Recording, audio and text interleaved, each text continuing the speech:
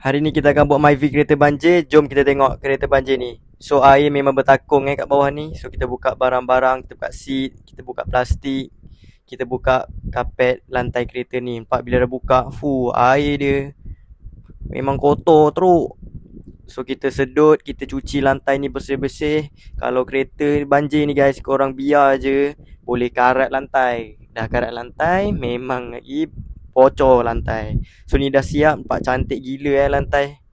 Tak adalah cantik macam kereta baru tapi better lah. So headliner dia pun hitam. So kita sedut guna extractor, terus putih balik. Dah siap semua, kita buat plastic dressing supaya berkilat lawa korang punya plastik. Lepas tu kita pasang semua barang balik. Ini hasil selepas siap Kereta dah kering, jemur pun cun, panas hari ni. So kalau korang ada kereta banjir ke, kereta ada lipas ke, kita boleh buat full interior detailing macam ni Untuk orang Lembah Kelang, kita boleh datang ke rumah korang terus. Apa-apa Roger.